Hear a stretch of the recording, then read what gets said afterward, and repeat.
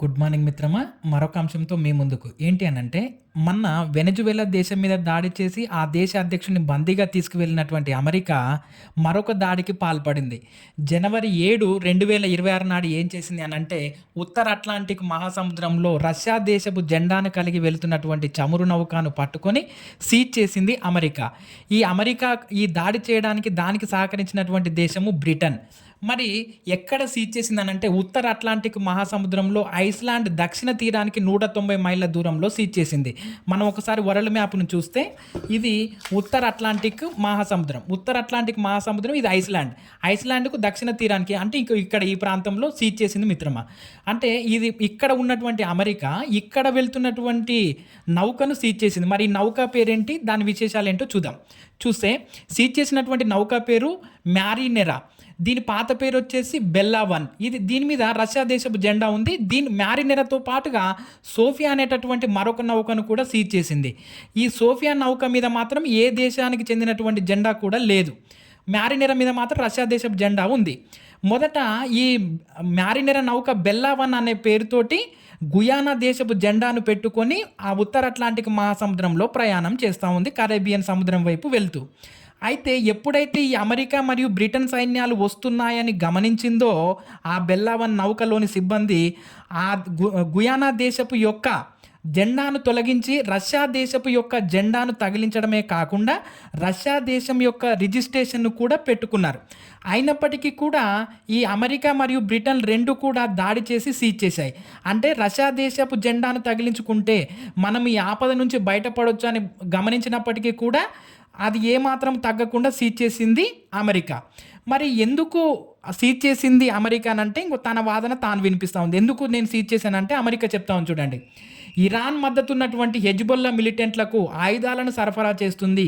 ఇది ఒక చమురునే కాదండి, ఈ చమురుతో పాటుగా ఆయుధాలను సరఫరా చేస్తుంది. అది ఇరాన్ మద్దతున్నటువంటి మిలిటెంట్లకు సరఫరా చేస్తుంది. కాబట్టి మేము ఈ కోణంతోటే దీనిని మేము సీజ్ చేశాము అని అంటుంది. అంటే చమురును సరఫరా చేస్తే మేమేం అనము, కాకపోతే దాంతో పాటుగా ఆయుధాలను సరఫరా చేస్తుంది కాబట్టి మేము దాన్ని సీజ్ చేశామని అమెరికా వాదిస్తూ ఉంది. మరి బ్రిటన్ ఏమంటుందో చూడండి. బ్రిటన్ మేము అమెరికాకు సహకరించాం. ఎలా సహకరించామంటే, ఎందుకు సహకరించామంటే మా దేశ సైన్యము బాగా పనిచేస్తుందా లేదా అని టెస్ట్ చేసుకోవడం కోసము సహకరించాము అని వ్యంగ్యంగా మాట్లాడింది బ్రిటన్. అంటే మా దేశ సైన్యము దీనిని బట్టి బాగా పనిచేస్తుందని మాకు అర్థమైందని వ్యంగ్యంగా మాట్లాడింది బ్రిటన్. మరి రష్యా ఏమంటుందో చూద్దాం.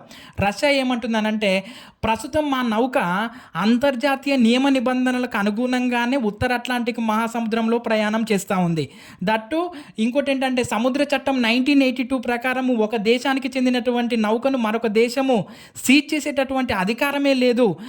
దాదాపుగా అమెరికాకు 4000 కిలోమీటర్ల దూరంలో ప్రయాణిస్తున్నటువంటి మా నౌకను అసలు అమెరికా సీజ్ చేయడం అనేది శుభపరిణామం కాదు, మంచిది కాదు, సమంజసం కాదు అనేటటువంటి విషయాన్ని రష్యా తన వాదన తాను వినిపించింది.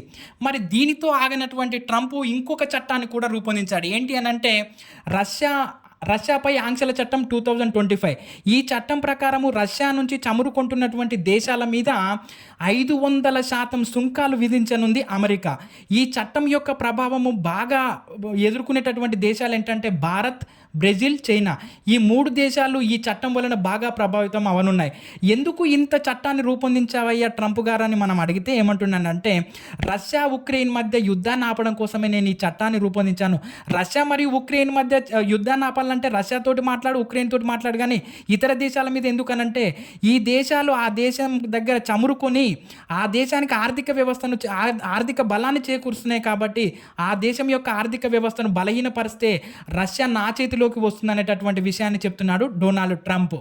మరి దీంతో పాటుగా మన భారతదేశం మీద ఎలాంటి ఎఫెక్ట్ పడుతుందో చూడండి. ఒక్కసారి చూస్తే మన భారతదేశము ప్రపంచంలోనే 3వ అతిపెద్ద చమురు దిగుమతిదారుగా ఉంటూ 88% చమురును ఇతర దేశాల నుండి దిగుమతి చేసుకుంటూ ఉంటుంది మన ఇండియా. మరి దీని వలన, ఈ చట్టం వలన మన భారతదేశంలో ఉన్నటువంటి స్టాక్ మార్కెట్లు బాగా కుప్పకూలిపోయాయి. దాదాపుగా 8 లక్షల కోట్లు ఆవిరైపోయాయి.